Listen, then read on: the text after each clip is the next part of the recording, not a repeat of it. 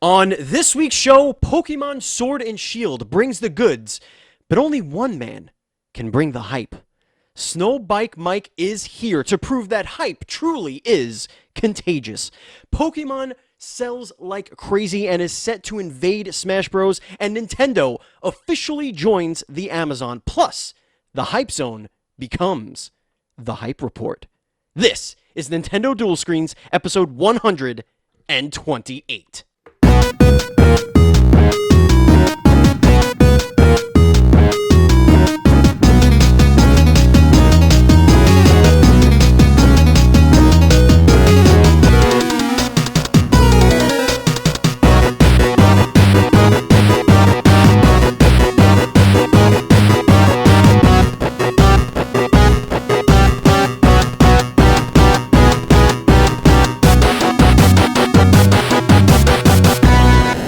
Hello, everybody, and welcome to Nintendo Dual Screens episode 128 for the week of November 25th, 2019, sponsored by MeltedPins.com.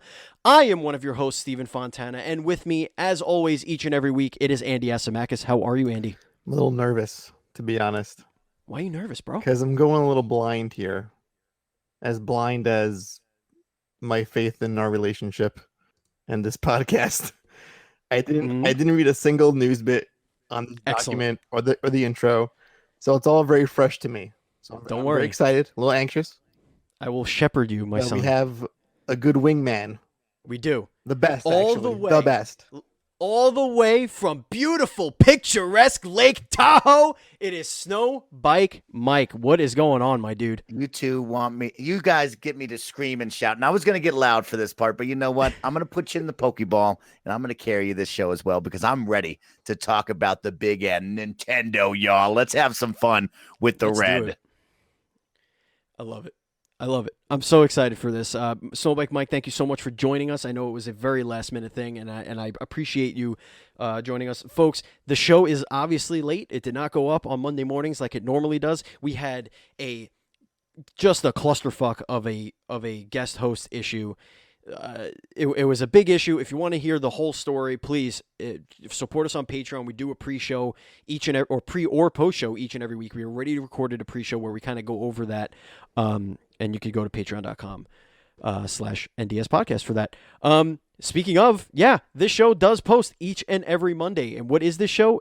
It's NDS Podcast. It's an interview show where Andy and I bring on an industry guest and we talk about the indies and Nintendo's past, present, and future. We post each and every Monday for your listening pleasure on your podcast service of choice, including YouTube, iHeartRadio, and Spotify. And of course, you can find everything we do on dualscreens.com. Please, if you are on Apple Podcasts, please consider leaving us a review. It helps the show tremendously. And you could support us on Patreon by going to patreon.com/NDS podcast. As I mentioned, just like our Patreon producer, I believe he is a Grandmaster. I don't think he hit Demigod this week. The Grandmaster himself, Alex Gonzalez. Thank you so much, Alex. We cannot continue to grow without your support, and we do apologize that this episode is late this week.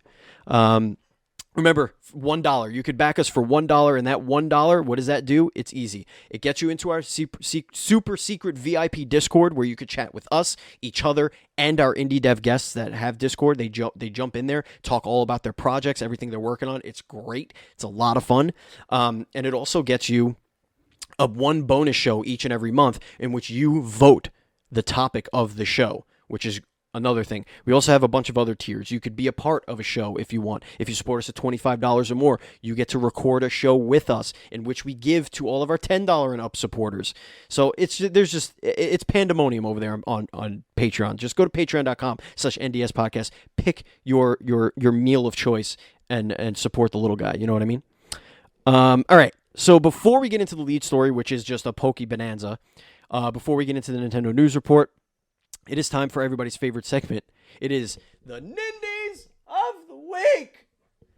Andy, I am not playing an indie. I have not played an indie because there's a little video game in my Switch called Pokemon Shield that I haven't taken out or turned off since I got it. Have you been playing anything fun and interesting of the indie variety? I don't play video games anymore because Death Stranding broke me. Right. It broke me into a million pieces.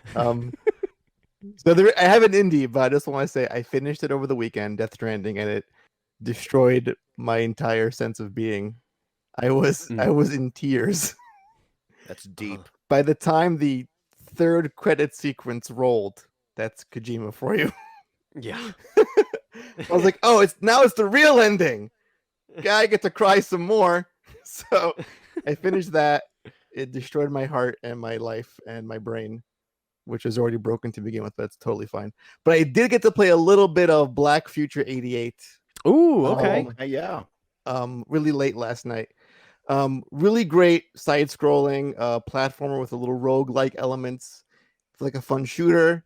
We did an in-depth on this on episode 90 with the developer. So if you want to go back and hear that one, little plug right there.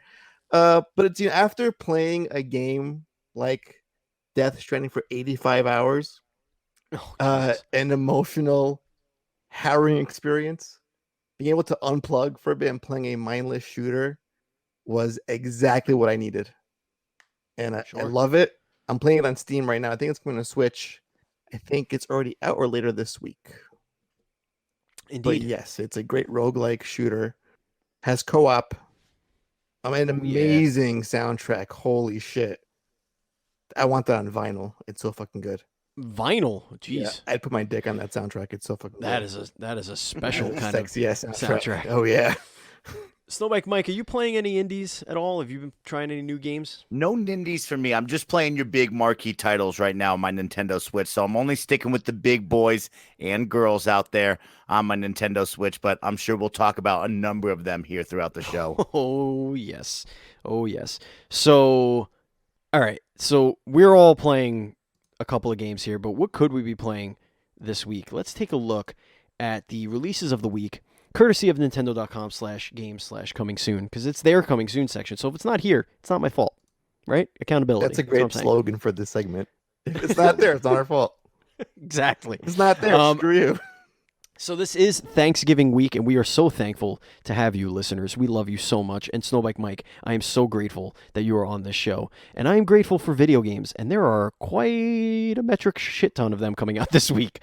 All right. So, shit. Okay, there's a lot. All right, so let's get right into it. On the 26th, so that's tomorrow, we got Pine coming to the Nintendo Switch. That is $24.99. We have Gemstone Keeper. We have Story of a Gladiator. Real Heroes Firefighter. I'm definitely going to open that one. That one's $10 off right off the start. That's $5. Widget Satchel. Probably I would assume a spiritual successor to Sparklight, with all the widgets. Oh, actually, I have been playing Sparklights also. Like, I've been kind of bouncing between that and Pokemon, but I spoke about Sparklight last week. We have Trover Saves the Universe. We have The Nightfall. Professional Farmer American Dream is coming out for the Nintendo Switch. That's all hype right there. That is so hype. Skeletal, A Giant Party. Amazing Brick Breaker. One Way Ticket. Electronic Superjoy. Which sounds like a sex toy. Is that a dildo? Yeah. Decay of Lagos, which actually looks really cool. I'm going to drop this link in the chat. I don't know, Andy, if you saw this one, but this one looks really cool. Did you say Decay or Dick K? Decay. Okay. Your boy SnowBike Mike has played this game. Have you? So this game was displayed up at PAX West during the Kind of Funny Games showcase.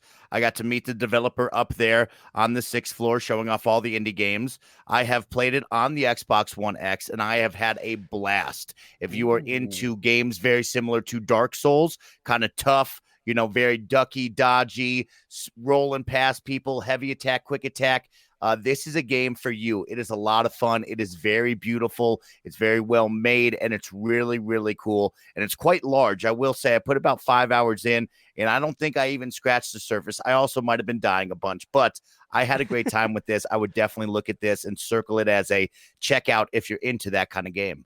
Ooh, hell yeah. The artwork on this game looks really good. Yeah, it looks really good. I got an email about this game.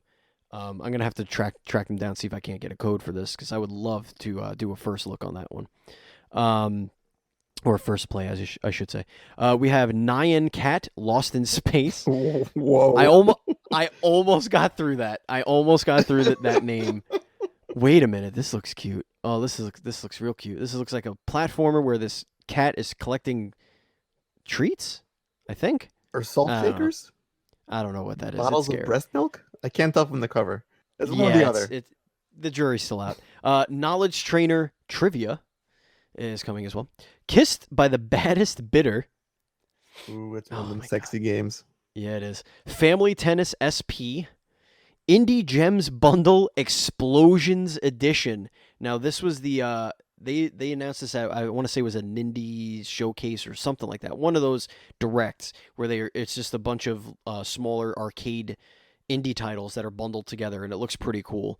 So if you like those types of games, please check it out. Death Trap Dungeon Trilogy. Five Nights at Freddy's 3. Five Nights at Freddy's 4. Foxyland. That man with a small penis that is has no muffler on his car is on my end, so please don't panic if you're driving your car. Happy Animals Bowling. Five Nights at Freddy's 2. Five Nights at Freddy's. Strike Force Kitty. That's all you. 2 cat games. That's all you, baby. 2 cat games, SnowBike Mike. Can the hype get any hypier? Are you still talking video games? I'm lost with how many games that you've been talking about. Yes. I know my Black Friday wallet is large, but I don't think it's that large where I can buy 2 cat games. Okay, I'm just letting you both know. I don't got that kind of money. Here's a good one that I've heard very good things about. Where the Water Tastes Like Wine. That is coming out on the Nintendo Switch. Yeah, that's your happy place. And that's it. That wraps it up. Is that finally it? Is that all the game? That is. Oh, all right, good. I was worried that you were going to keep going. 10, 15, 20, 25. Five Nights at Freddy. I mean, it's like the best 27 month games. by like 30 days. Halloween. Yeah, you missed that. You missed the mark on that one, but yeah, they're right in time for the holidays. I'm sure that game will make a killing coming over what here. Were you thinking? My God. All right, so it is time to get into the lead story, and guess what? SnowBike Mike, I know you've been playing Pokemon Sword and Shield on your streams. I have been playing it a little bit on my free time. I actually just finished the first gym. I've been doing a lot. I am 6 hours in, and I've completed 1 gym. So that's the kind of playing I'm doing on this video game. Andy, I know you're still on the fence, but we do have a review from our contributing editor over at Dual Screens, Thornstone, and yes, that is his name. So Thornstone, porn name, I love it. Yes. So his review, he actually, we, as you know, when we review a game, we do a purchase recommendation. So either we say buy it, bin it, bum it, or burn it. Buy it means it's worth your money. Bin it means maybe wait for a sale. Bum it means borrow it from a friend or try not to pay for it, like whatever. And then burn it is avoid at all costs. Now, I'm going to read his final thoughts here, and then if either of you have something to say, maybe I'll go back into it and I'll read some of his finer points. But he basically says, at the end of the day, Pokemon Shield is the safest possible way to introduce mainline Pokemon games to a fully featured console. While delivering on the core features of the franchise, the game drops the ball when compared to the robust features of past entries. For the hardcore fan, this game is definitely a buy. For everyone else, wait for a sale. And he gives it a bin it. Wow, okay. Now, my thoughts on this game are that it suffers from 3 things. The first thing being, it was clearly rushed out because there are some minor issues that probably could have got hammered out, like some basic glitches, weird behaviors from Pokemon and stuff like that. The other thing, production value. Now, when I think of a mainline Pokemon game coming to a console, and this actually bleeds into my last point, Pokemon's the biggest, most lucrative franchise on planet Earth, and I feel like they should have showed it on their first official outing on a mainline Pokemon game on Switch. I was expecting, and I guess this is my fault, I was expecting a Dragon Quest XI type of production value for Pokemon. Voiced characters, nice, great cutscenes. The graphics are fine. Like they don't bother me at all. But I don't know if you noticed this, SnowBike Mike. When you're indoors and you get into a fight, it just does this like weird haze. It doesn't actually show you the environment that you're battling in. Okay. If you're on a bridge, it'll show you just a generic landscape of like mountains or whatever territory you're in, or if you're in the desert, it's just like a generic desert. I feel like they really could have used probably another year on this game to really not just sharpen the rough edges, but really raise the production value to something that a lot of the 30-plus-year-old fans, meaning age, that had grew up playing this game, that are expecting to be blown away. Where they did nail it, however, is they blew me away on their actual core gameplay design. And I don't know if you would agree with me on this one, but there are a ton of quality of life changes here that I welcome with open arms. As somebody that doesn't necessarily have 100 hours to sink into a video game, some of those things would be the experience share right off the bat, being able to swap your Pokemon without going to a computer. It's fantastic. They're constantly putting spots. If you're in an area where there's a bunch of trainers to battle, about every fourth or fifth trainer, you're going to see somebody that's going to heal your Pokemon for you as you continue on your journey. If you have a fight with a Pokemon, the next time you fight them, you could see their type weaknesses, which is cool. It's like your way of, like your Pokedex kind of like figures things out for you, which is great for me because I really don't know, like Fairy and Steel, and like I'm still confused over a few of those typings, and they kind of messed around with a few of them in a couple of games ago. Like I grew up playing Pokemon, but I'm not like crazy obsessed with Pokemon, but I want to be. And this game's really making it so that I want to. What are your initial thoughts, Mike? I know you're a little bit further than me, based on your stream. What do you have to say? I'm loving it. I am a lapsed fan. I grew up with Pokemon, just like you were saying, right? I'm about to be 30 years old. My first Pokemon game was Red and Blue and the Trading Card game and the original cartoon show. And I got to say, I love this, right? I've been so into Pokemon throughout my whole entire life, but I've been so intimidated to play with all the new evolutions, all the new different types of Pokemon, like you said, and the random encounters where I don't have much time to play. And I always feel like I've run into the same Weedle or Caterpie or Rattata over and over again. And it slows down my gameplay. And I really love what they've taken from Let's Go Pikachu and Eevee, where you can see the Pokemon walking through the wild. I mean, this is some beautiful stuff, right? This is if you love Pokemon, if you're into this world, this is awe-inspiring. This is something beautiful up on the big screen, which we'll get into in just a little bit. But to be able to see the Pokemon in front of you, there still are some random encounters if you want to get into that. But at the flip side, it's like you get to see the Pokemon before you go up to it and battle it or try to catch it. And then, like you said, there's a lot of great quality of life features where I say, man, this is a must own if you want to play more Pokemon, if you're interested in it. And of course, it's the first one ever on a home true console where I can play it up on the big screen. And I really think that's the coolest feature of this. Absolutely. And the other thing, like they added this wild area, which makes it feel almost like a MMO light, which I really like because people are always saying, how great would it be if we had an MMO where everybody can make their own trainer and go into this world and just walk around and catch Pokemon together? Like that's like the dream, And they kind of touch on it a little bit. And I wonder if this is a little test. Now, the wild area, I don't know, Andy, what you know about it, but it's a kind of small-ish open area with different patches of terrain, like a snowy terrain, a rainy terrain, a desert terrain, kind of like just green and lush, and there's different Pokemon in those areas. And then there's these kind of bigger Pokemon that walk along the trails, and they are higher level. They're kind of harder to fight. They're harder to catch. And then there's these little red beacons that when you go to, you could do a raid, essentially. And you could raid with strangers, which I've done before, or your friends can join your game. I believe if you just go in there, if your friends are on, if they're on your friends list and they're on, there's a good chance they're going to end up in your game. I've heard that from multiple people say that, oh yeah, my friend, whatever, every time he's on and we're on together, we somehow end up in the same wild area, which I think is on purpose. And it's a blast to walk around. That's where I spent about 3 of my 6 hours, was just wandering around the wild area. Um, the raids are fun. They're challenging. The more you do them, I mean, some of them are really tough, and you need a higher level Pokemon. But Andy, as somebody who hasn't jumped in yet, what are your concerns with the game? What are your thoughts going in? I know that you're going to probably start it soon. Well, my initial thought is, can I get a patch for the older games? All this quality of life stuff that you're talking about. That all sounds Right. really good.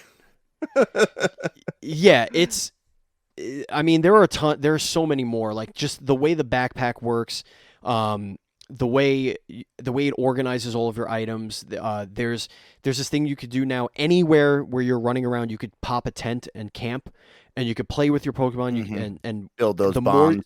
Exactly, you build the bonds, and the more you're doing with them, they can actually gain experience. So they don't only gain experience through fighting or through special items that, XP items and stuff like that. And one of the really cool things is the cooking, the curry stuff, because that will replenish their health. I didn't know this was something that happened, but I had 3 Pokemon knocked out, and I just decided to camp in the middle of it was, I think, Route 3 or something like that. And I sit down and I'm camping, and we're playing and we're throwing things or whatever, and I make a curry. Everybody's happy, they eat the curry, and both of those downed Pokemon 3 Pokemon wound up reviving, and they had like a little sliver of health, which was great because I had no revives, and then I could use the potions to heal them up or whatever. It makes you want to play the game. Like that's the biggest compliment I could give this thing, is that, yeah, it only has 400 Pokemon. Only, first of all, yeah, that's a really stupid word to say when you're saying the numbers 400. But like, I like the fact that it's a lot of fresh Pokemon. And I didn't play a lot of Sun and Moon. Like, I think I only completed 2 challenges in Sun and Moon. So a lot of those Pokemon that make it in this game are still fresh to me. So it's really cool to see that as well. Yeah, I was never this on the whole team national Pokédex when it came to Sword and Shield. I prefer the laser focus. Like, here's a certain set that we like, we're going to choose. Here's this core batch. Love it or hate it. Here's what we got. And as a casual fan of Pokemon, it's nice to learn some of the newer ones without being like super inundated. Like, here's 10,000 Pokemon. I was like, no, it's way too many Pokemon. Stop it. Yeah. And then the whole like catch 'em all mentality for a newcomer, I feel like it's a lot. If it was a full Pokédex, it'd be insane. Like, here's every Pokemon in the whole fucking library of Pokemon, and they're all just coming at you at one time. And I feel it would distract from a lot of the games, but you're saying the core changes that make the game fun. Because my biggest fear was, will the formula change enough for a fan like me to find the gameplay entertaining again? Because for me, the games they were fun, but it's always kind of kiddie. They're super easy. Has it evolved? It was my biggest concern with this new game. I'll let you know what, SnowBike Mike, I'll let you answer first, because I want to hear from you. For me, I believe it's just Pokemon again. Right? Pokemon has a great tried and true formula, and they continue to add on nice quality of life changes. But when it comes down to the basic, right, you are Ash Ketchum. You are sent off by your mother in the same hometown where she says, see you later. And you get to pick between 3 starter Pokemon, and you're off in the world with your opportunity to catch as many as you like, battle gyms, earn badges, become the best there ever was. But they have a tried and true formula, and it doesn't really seem to deviate from that, right? This isn't like all of a sudden Master Chief is there and you and Pikachu are shooting at things in a first-person shooter. It is Pokemon with nice add-on, quality of life things that make you want to play more, that make you say, wow, imagine what we saw on the Game Boy Pocket way back in the day and all the iterations up till now to where we are right here, this moment. There's a lot of great add-ons, but it's not deviating from the formula at all. Right. So if you like that, or if you say to yourself, you know what, I was into that, but maybe I didn't have time, or I was waiting for it, like me, to come onto the big screen where I could sit on the couch. This is it, right? This is the moment. It's big, it's beautiful, it's bold. I think it's great, but it's not deviating at all, in my opinion. Right. Well, listen, I don't foresee like a Yakuza genre flip We're going from a, Right. a GTA style game to an RPG. Like that's like an M for Right. Pokemon, but the Right. quality of life stuff is what really gets me kind of itching to go play like kind of right now during a conversation, to be honest. Yeah, it and it does where it does iterate is so Sun and Moon turned gym badges and all that stuff on its head, right? You had the island challenges and stuff like that. Like that was a complete deviation. We're back into the actual gym competition, but they treat it like a sport in this and less of this town has this little thing, this puzzle that you have to solve. In this, it's more like you're an athlete, and these people are competing on an athletic level.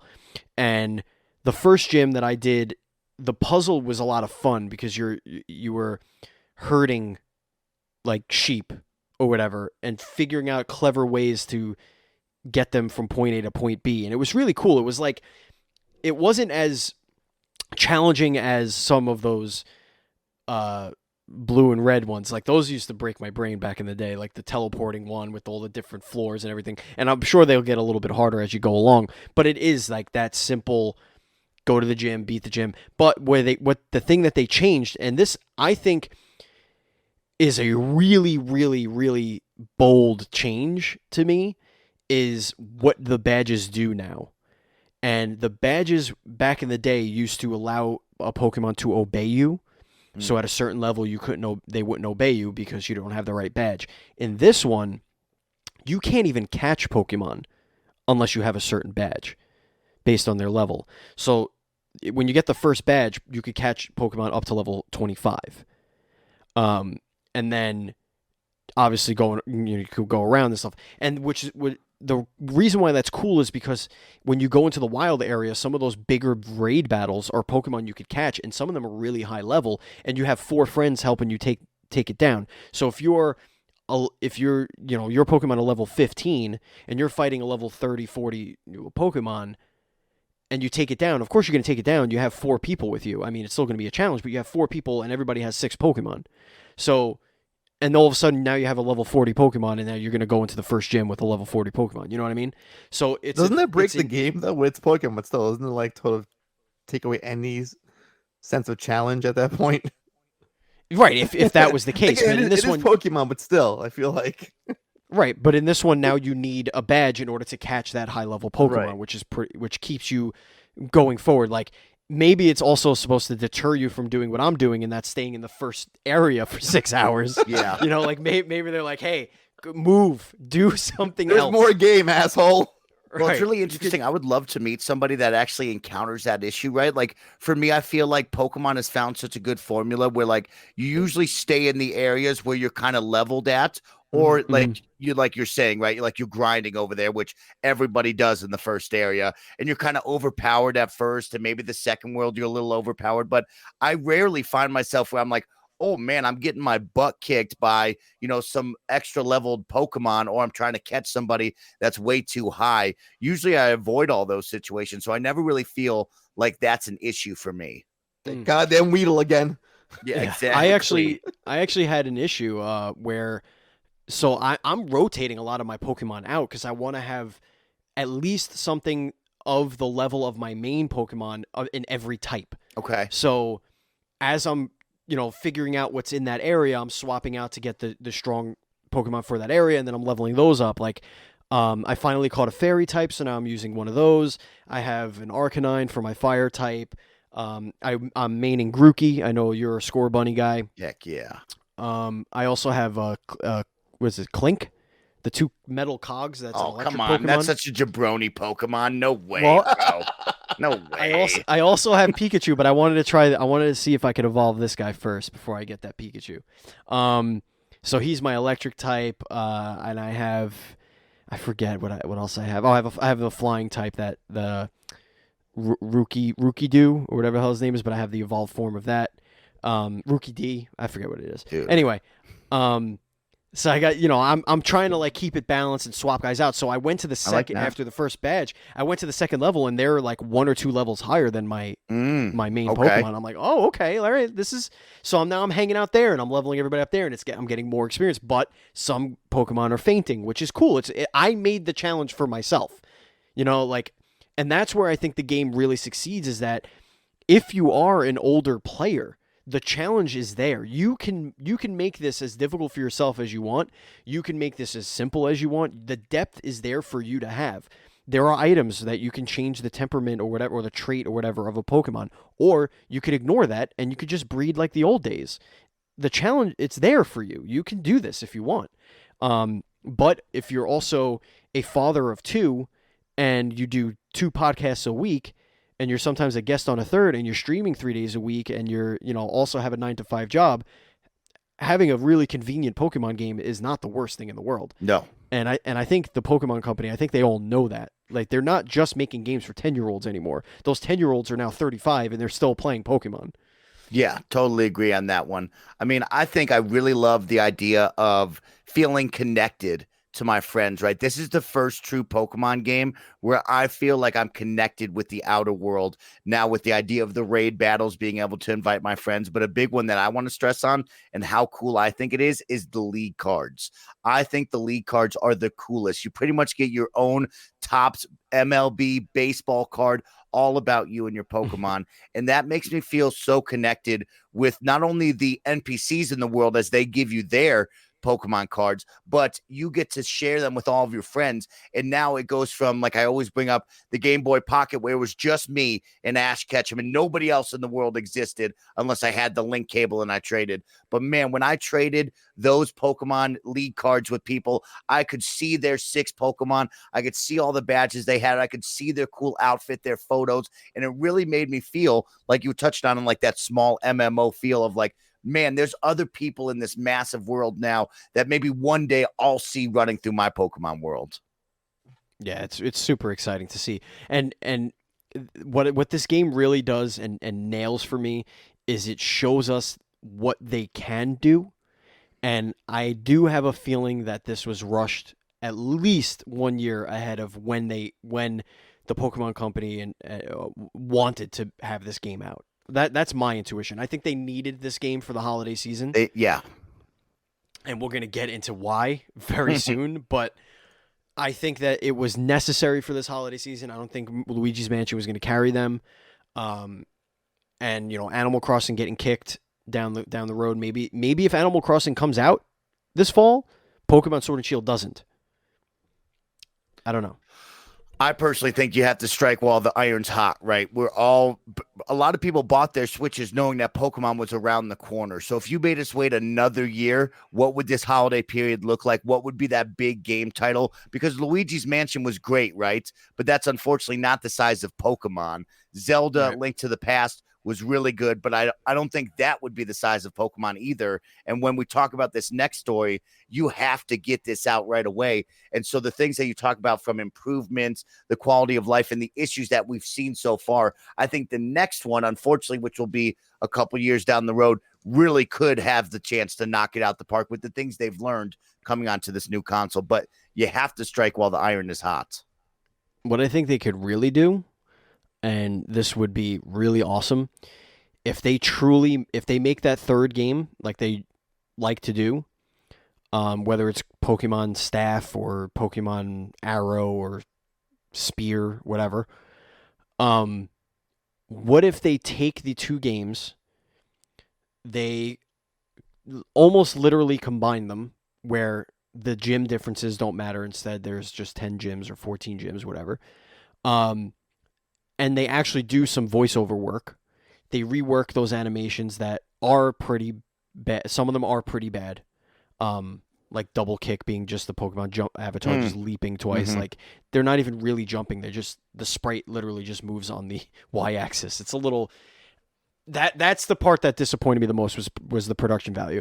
What if they come out with this game next year with the extra year of polish, call it the third game in the series, where it combines both of them, maybe adds another 30, 40 Pokemon from the legacy games, and really shows off, says, here, we up the production of this thing. You have some more voiceover work, new songs, a bigger wild area, stuff like that. Lesser Pokemon. Yeah. That unfortunately doesn't sell me as the casual fan. And I think it would also worry parents around the globe who might have already purchased this one, just like I'm thinking, right? And for those small upgrades, yeah, they're going to be big for a lot of people. But like, is the casual fan going to be like, oh, snap, Pokemon Arrow, and they find out like, here's the upgrades that you got that you have to buy Sword or Shield? Would they really want to jump on that, you know? Well, I think you're going to find out in our first news bit why production value is a non-issue for Pokemon. Yeah, let's get right into that. That's a good segue. Pokemon Sword and Shield is now the fastest selling Switch game. This is from IGN, and the tagline is, "It's no slowpoke."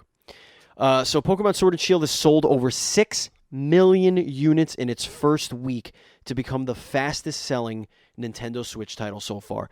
The Pokemon Company announced today that Pokemon Sword and Shield has sold over 6 million units globally in its first week. This includes both digital and physical sales since the game released on November 15th. This is now taken first place from Super Smash Bros. Ultimate, which is interesting. Nintendo announced via a press release that 2 million copies were sold in the first 2 days in the United States. 2 million in 2 days in the United States, making it the highest grossing launch in the U.S. for any Pokemon game. Any Pokemon game. That could put it on track to sell 4 million copies faster than Pokemon Sun and Moon, which previously set the record for Nintendo game sales in the United States. An additional comparison here is 2013's X and Y sold 4 million units across the globe in its first week, while the last generation's Sun and Moon reportedly sold 7.2 million in its first week, according to Eurogamer. That's bananas. Yeah, I was going to say, Andy, talk to me. I haven't heard your voice enough. Insane. Tell me what you think about this. Well, I got some other fun sales stats for you guys as well that I pulled up on the side here. Ooh, please give it to me. So this game sold 1.4 million in Japan alone, which is also equally bananas. It also pushed out the door 180,000 Switch units in Japan that week. That's a big number. Oh, yeah. Well, you would think down from last year, oddly enough. So I got 2 more fun stats for you. The Switch has now sold 10 million in Japan. Wow. It has surpassed the PS4 by 1.5 million units.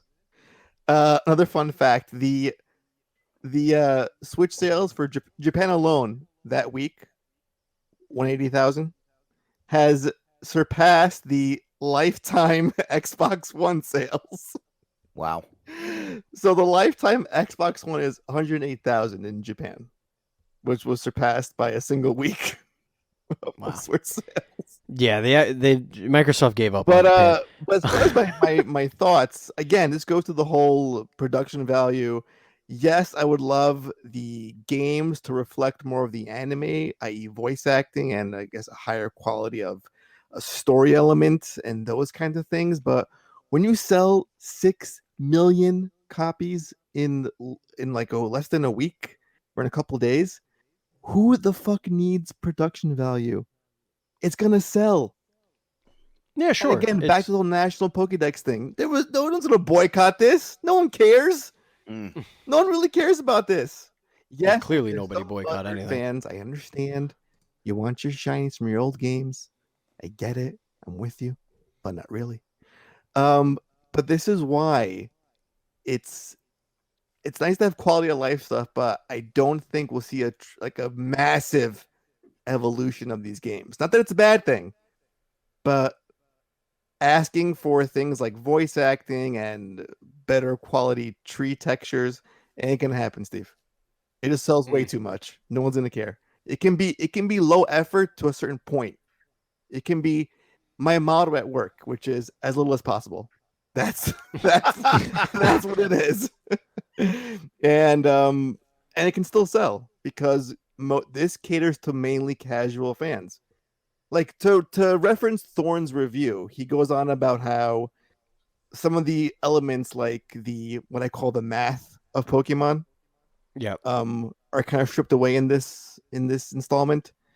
And it might turn away some of those fans, but not enough to make a dent in the behemoth that is Pokemon. Yeah, no, I agree with you. It's just I just want them to treat it like it is the biggest franchise in the world and give it a little bit of love and Right. come out with an undeniable game of the year. Right. And just to throw one more stat at you, you were talking about Dragon Quest 11, like of that quality of a RPG experience. That's only sold less than 500,000 in Japan. Yeah. Which is sad because it's a great game with a great production value, great story. It's like playing an anime in a sense. Yeah. But that's high effort.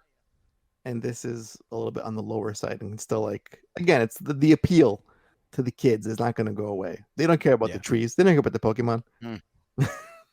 Yeah, absolutely. I've never been soured on a starter Pokemon faster than when that third evolution of Sobble was shown. The bunny. Yeah, both are bad. Especially the bunny. Oh boy. Dude, I'll tell you what, this is probably, I'm just a Gen 1er over here, just kind of a boomer is what people call me. But I'll tell you what, these final evolutions, you're younger than we are. Grookey is the coolest one. I'll tell you that. Grookey, that final evolution is the coolest one. But the other two, I'm not evolving my Score Bunny at all because every evolution for Sobble and Score Bunny after the originals do not look good at all, in my opinion. Yeah, they're just kind of vanilla. They're just skinny little things. I don't know. It's hard to explain. All right, so the next story here, Pokemon Sword and Shield is invading Super Smash Bros. Ultimate in the form of spirits. So they're coming. So the event is going to be running, it's starting on November 22nd, so it has already started, and it's for 5 days. So you still have a couple of days left on this event. The spirits that it's bringing are Zacian and Zamazenta. That's one spirit. I guess those are the two legendaries there. Then there's one spirit that's Grookey, Score Bunny, and Sobble. Then there's a Corviknight, and then a Morpeko, which is pretty cool. I love Corviknight. Love it. Oh, he's such a badass Pokemon. So if you're still playing Smash, you got some more spirits to hunt. Now let's get into the holiday spirit because finally, you can get Nintendo official merchandise on Amazon.com. Finally, instead of getting all that bootleg stuff that comes in with Mario with his wandering lazy eye, or like off-colored Luigi. That's how I like him. Yeah, you like your wandering eyes. So now this is from Duel Shockers. So they officially launched their online store through Amazon. There's tons of different items on there. There's costumes, there's figures, there's games, there's hoodies, t-shirts, coasters, mugs. I mean, everything under the sun they have finally thrown up on Amazon. Like a lot of the really cool items from Nintendo are like Japan or Europe exclusive. Like in the States, we don't really get a lot of those cool items for some reason. But finally, you're able to actually buy these things. So if you're a Pokemon fan, there's a ton of Pokemon stuff on there as well. So yeah. This is a big deal to me. I just want to take a moment before we pass off.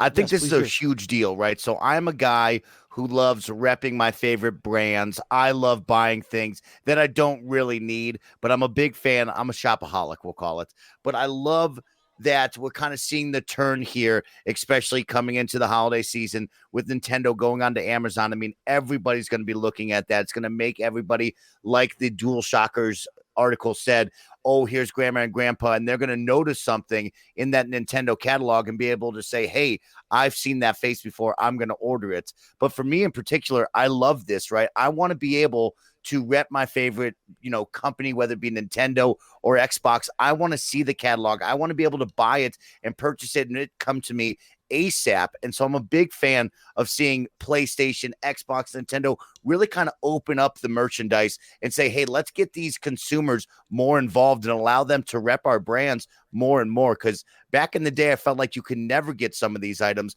unless you went to certain stores, you went to conventions, and it was almost like gatekeeping. But nowadays, everybody's kind of opening it up, and I love to see that. It was like Hot Topic or bust for like any kind of nerdy shirts. Exactly. Back in the day. I get most of mine from GameStop, from ThinkGeek. Like that's really the only place I get something that like will fit for cheap. Oh, you gotta go to T Fury. Oh, they got some great shirts on there. Love that website. But you know what's even bigger than that, guys? I have a late breaking news bit to add to this mix. Oh, yes. It's kind of a big deal if it's true, if accurate. If it's true, okay. Now, So we're in the rumor mill. This comes from a reliable source. A reliable source, SnowBike Mike. Lay it on me. Who was able to name the Banjo-Kazooie DLC for Smash Bros. Accurately. Okay. This comes courtesy of Leaky Pandy. Oh, Leaky Pandy. Also my stage name, in case you're wondering. Indeed.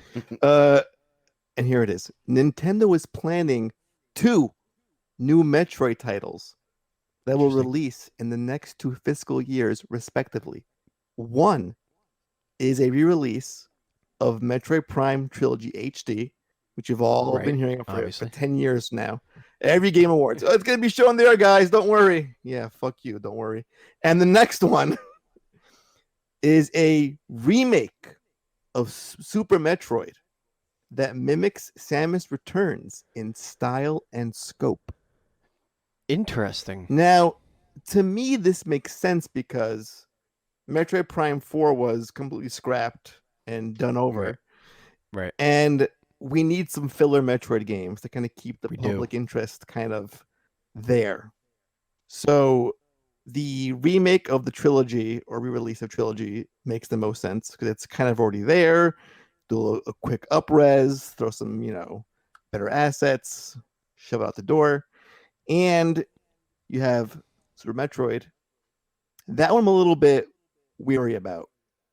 I feel that they should just do a brand new game for a 2D perspective. I like Samus Returns, but I don't know. Don't touch my precious Super Metroid's perfect. Don't touch it. It's kind of it is. I love it the way it is. Leave it alone. What are your thoughts, gentlemen, on this? SnowBike Mike, you go. I'm gonna leave it up to you guys because that's not big on my get hype chart right here. Ooh. So nothing's yelling at me to say stand up and start screaming from the rooftops. Unfortunately, just because we always talk about I'm not a huge Nintendo guy, so a lot of this is like first timer for me, or man, I've seen this before and I've had a small encounter with it before, but nothing truly. A lot of this stuff never gets me super excited because I'm just not ingrained enough in the culture. I hear you, but I'm also looking behind you, and I think I see a vinyl of Bad Fur Day. I see a Samus blow-up doll. You're the best. Yes, up behind me, my favorite N64 game. I have Conker's Bad Fur Day, and I do have the vinyl of the original Conker's Bad Fur Day soundtrack. I picked that up at Day of the Devs down in San Francisco last week, which was a total blast. And, just something that spoke to me because I love Conker's Bad Fur Day and I love thinking about it as well. On the opposite side, you can see the Nintendo 64 DK Jungle Green console. And I somehow found a Jungle Green Game Boy Advanced out there in my local mom and grop shop. So, I mean, Nintendo is part of me, but after the N64, everything starts to get hazy as I moved away from the Nintendo brand. It's a beautiful thing. All right, so ladies and gentlemen, it is time to get into the Hype Zone. And as I had mentioned earlier, the Hype Zone, we're not the only podcast that brings the hype. That's the thing. That we're not the only people on the internet that bring the hype. Now, when we say hype, we don't just mean, we don't just slap the word hype on something. Like a lot of people out there, SnowBike Mike, they say the word hype, but they don't quite understand what hype really is. They don't get it. They're just using it because it's a buzzword. It's one of those words that sells a product. You know what I mean? But there's a true one and only hype report out there on the interwebs, on the internet, and that is, of course, on your YouTube channel, youtube.com/SnowBikeMike. Is that correct? That is correct. It's so beautiful. It's a beautiful thing. And you have been putting together these hype reports you're just pumping them out. You're pumping them out like a midwife just on a night shift. You are getting in there. Working it. And I know that this was a new venture for you, getting on camera and doing pre-recorded stuff and really just getting your message out there, really getting the hype out there. So, SnowBike Mike, I want to give you the floor, and I want you to give us a hype report. It could be about anything you want. Nintendo, non-Nintendo, some beautiful, picturesque Lake Tahoe, whatever you want it to be about. The floor is yours, sir. Welcome to SnowBike Mike's hype report. Well, you guys are giving me so many opportunities, and you're making me second guess myself because at a moment's notice, I could turn hype and give you anything that you need to know about. But I want to give you both two options here. We can either talk about comfort or we can talk about getting active. Ooh. Oh man. All right. I see. I'm recently down 20 pounds, SnowBike Mike. Oh, And it's time for me to start getting active. So I'm going towards active. What about you, Oh, I Andy? agree. 100%. Let's do it. Let's this. get active on the hype report. Let's get physical. all right, everybody. Boys and girls, gather around, take a knee in front of your boy, Coach Mike, because I'm about to break it down, and we're going to get active right now with what?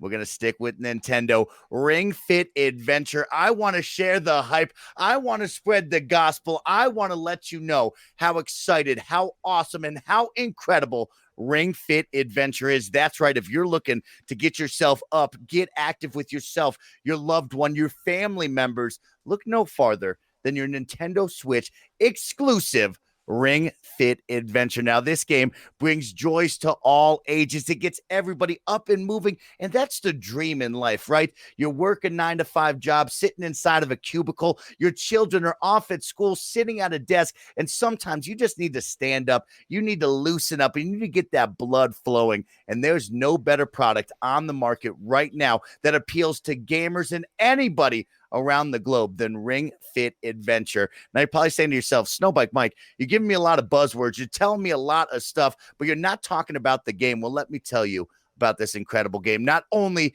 does it have a fun adventure mode with a cool mascot character that you can follow around and do certain workouts with, but they have their own personalized, individualized, awesome workouts that you can do, stretching from 5 to 30 minutes. They have yoga. They have basic arms, legs, back, and core strength. Awesome workouts that you can personalize to yourself. Wake up every morning, end your day with Ring Fit Adventure. And I cannot tell you enough how much I love this. I'm a person that loves to sit around, not be active at all, watch the days go by. But I said, you know what? I need to get up. I need to try something new. I bought Ring Fit Adventure. It comes with this awesome ring that you can push back and forth. You can pull. You can throw it off the wall if you want to. And they give you a cool leg strap so they know if you're working and jogging in place. And this game is a blast and a half. I highly recommend it to everybody, especially during the holiday season when you're going to be eating a lot. You're going to be spending time with family, sitting on the couch, lazing around. Nothing is better and nothing will bring a smile to you more than seeing your guy Andy get up in the middle of a Christmas party and do an awesome yoga pose for 5 minutes. That will bring joy to all the family and it will get him up and moving during the holiday season. So please go out there, get hype with Ring Fit Adventure. Oh, baby. I'm just gonna go to New York Sports Club and make sure I have my membership going because I feel very lazy right now. I haven't been to the gym in weeks. I never thought I'd hear the phrase cool leg strap in my life. I love the cool leg strap. There it is. Have you two played this game? It is on my radar, SnowBike Mike. Oh. I just need those 80 bones. I need 80 bones so I could drop it on it. It's on the Christmas wish list. It was on the birthday wish list, which was last week. Okay. It's on the list. I just haven't been able to get it. Like that I think is going to be my main workout routine once I get that in my hands because I'm down to 20 pounds and that's just with watching what I eat. Oh, great. That's really what that's been, you know. A little just activity will help you out a lot. And it's one of those, like you hear all of your friends talking about Beat Saber and how Greg Miller loves to wake up in the morning, get his blood flowing with a cup of coffee and Beat Saber. But nobody really wants to strap a VR headset onto their forehead at 9 o'clock in the morning. But you know what you do want to do? You want to bounce around with the ring. You want to strap on the leg strap and you want to get active. Hell yeah. And that, ladies and gentlemen, is the hype report. That's what I'm talking about. And if you want more of that, go to youtube.com/SnowBikeMike. And honestly, there's not one person on this planet that brings the hype like SnowBike Mike. And you can check him out at twitch.tv/SnowBikeMike as well. And every single episode, I'm envious of how just on point you are every single time you stream SnowBike Mike. I look forward. You know what? I try so hard to catch the beginning of your show. Because there's nothing like when you're sitting there with beautiful picturesque Lake Tahoe behind you on that beautiful screen, and you have Klay Thompson sitting to your right, and you have shit, I'm blanking on the other one.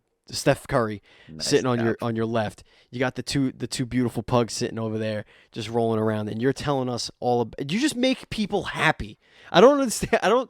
You just have a gift. You make I'm sitting here, I'm stressed out. I pop on SnowBike Mike and I'm like, well, there it is. I'm happy now immediately. So thank you for doing what you do for this community. We absolutely adore you, and you are welcome on the show anytime you want. That is some kind words. I appreciate you guys having me on the show. You know, I'm your Nintendo novice, but every single week, if I want to catch up on my Nintendo news, I come straight to you two because you guys are so well educated. You're so well spoken. Andy, I'm looking at you because you're so incredible in that voice of yours. But each and every week, you guys bring me all the news that I want to know about. You talk about Nintendo. You make me get excited to jump over to this ecosystem. So if it wasn't for you guys, I really wouldn't be playing around on my Switch. I wouldn't be checking out certain indies. So thank you both for having this Nintendo novice on your show with the Nintendo big boys. Well, I'm definitely timestamping that because that's going to be the clip out for the show. That's it right there. That was excellent.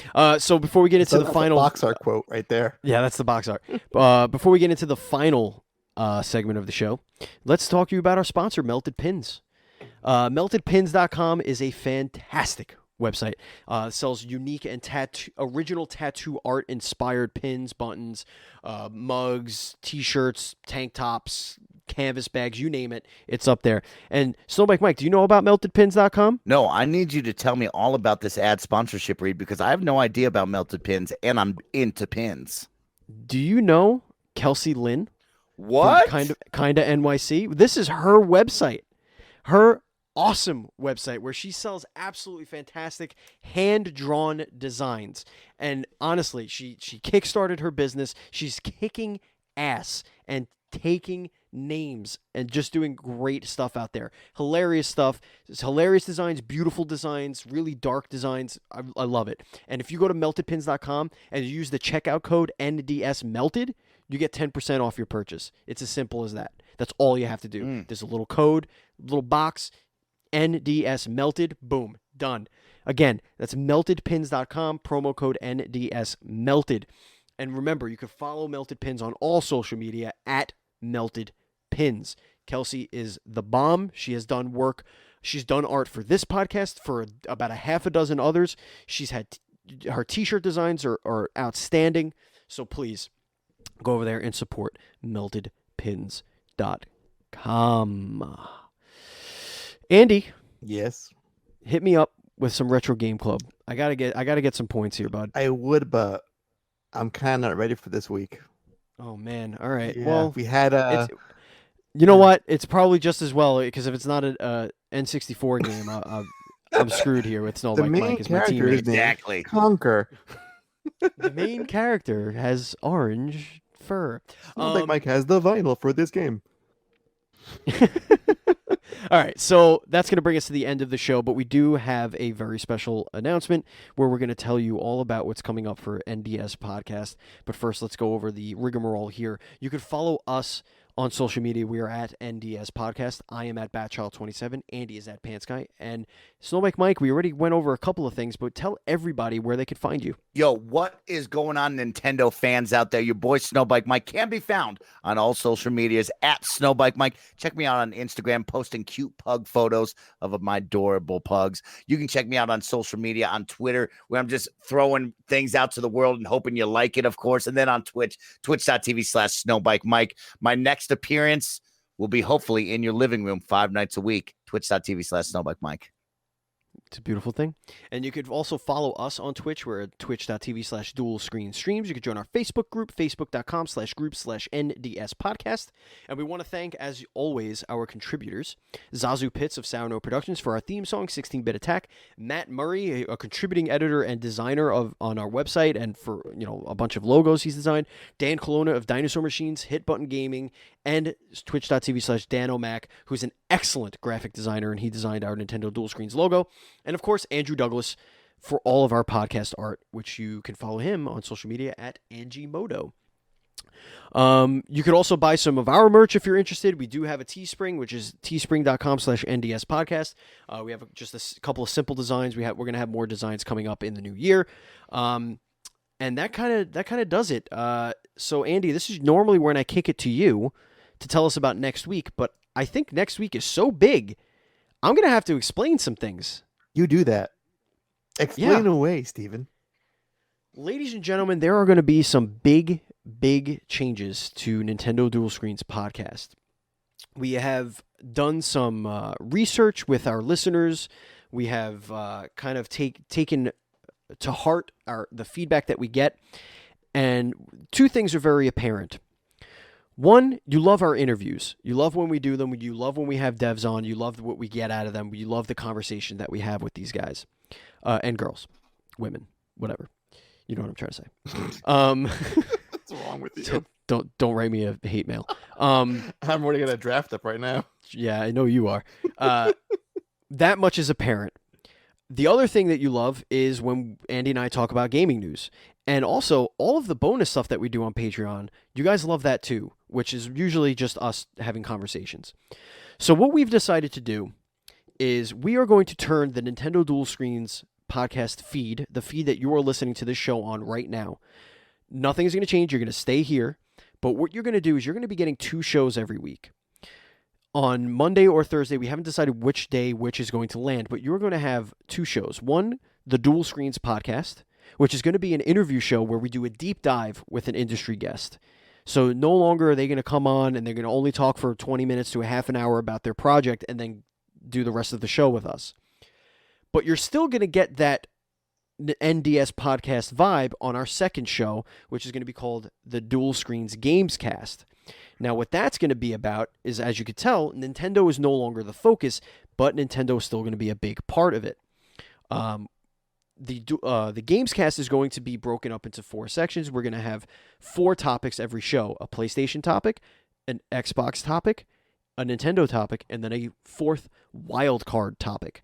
And that's going to be primarily Andy and I, but we'll also try and bring on guests like a SnowBike Mike or any other collaborations out there so that we can have really interesting conversations with different voices around the internet. Again, these both of these shows are going to post on this same feed, so you do not have to do anything at all to get the changes. Of course, we are still going to be doing our seasonal content that we've been teasing pretty much all the last quarter of this year. We're still doing those pilot episodes for our Patreon at patreon.com/NDS podcast, which we are about to record our 3rd one for November. And then, of course, we're going to do the one in December. But we have a schedule down for what we're going to be doing in 2020. Now, all of the changes that we had just mentioned are going to go live. We're going to go into 2 shows starting next week. So next week you are going to be getting 2 shows. They're going to be split up a little bit. I think we're still going to do Nintendo focus until the new year for the second show, but I digress. The schedule for the 2020 seasonal content is starting January 10th, and it's going to be bi-weekly episodes. You are going to be getting Andy Explains It All, which, of course, is when Andy, our resident smarty pants idiot, explains something to me, the other idiot, that I have no knowledge about whatsoever. The pilot episode is now live on Patreon, patreon.com/NDS podcast. You can get that for $1, and it's where Andy explains in excruciating detail the Silent Hill video game series, which was a great deep dive. And SnowBike Mike, if you are into Silent Hill and spooky games, Andy is obsessed with them, and I have a feeling all 6 episodes are going to be about spooky games. But they gotta be. You can check that out. Andy's so cool. He's the crypt keeper. He's going to tell me awesome stories. He is. And if you love my voice, you're in for a real treat there, Mike. It's all me for like over an hour, I feel. I do. It was an hour and 42 minutes of Andy telling me about Silent Hill. Then there's going to be Dual Screens Versus, which is going to be another show that we did a pilot for already. That is going to be a debate show where Andy and I are going to debate various topics with a guest host moderator, in which SnowBike Mike, I pitched this to you a few months ago, and you said you were on board, so we'd be happy to record a couple of those with you sometime next year. SnowBike Mike will be there.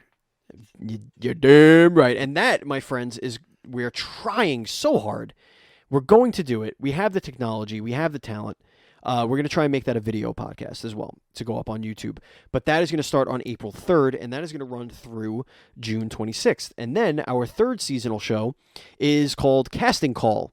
And that is a show where Andy and I are going to take a video game, a beloved video game or not, and we are going to cast a movie using famous actors and actresses. And that's going to be just a fun back and forth banter type show. And that is going to run from July 10th through December 25th. And then the fourth and final show, starting October 9th, is Duel Shocked. DUELSHOCKED.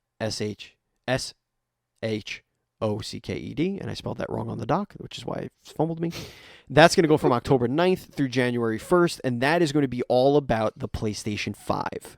Ooh. All about PS5 coming up, coming hot. Andy and I should be day one adopters of that, and that's probably going to come out on November 20th, which is my guess. That's my prediction. Day after my birthday. What? And so we're going to do 3 episodes leading up to the launch, and then we're going to do 4 episodes after the launch. So we're going to talk all about the launch of the PlayStation 5. So that is all the crazy stuff we have down in the pipeline. SnowBike Mike, does this hype you up for dual screens? This gets me so excited. I want to scream from the rooftop all about dual screens and how you should be listening out there. That's right. Tell your mama, tell your daddy, tell your best friends, tell your auntie, and tell your uncle dual screens. Love it. Thank you so much. This has been Nintendo Dual Screens episode 128 for the week of November 25th, 2019. Remember, if you want to listen to this episode's pre or post show, we did a pre-show this week, shenanigans, head over to patreon.com/NDS podcast where you can get the extra hour of content just for $1. Until next time, Andy, thank you so much for joining me. It's been a pleasure as always. SnowBike Mike, you are a godsend. Thank you so much for bringing the hype. We do appreciate it. And as I said, you are welcome on this show anytime you want. You guys if you have something to say, you have a platform, my friend. That is it. Thank you so much for listening. And as always, please be excellent to each other.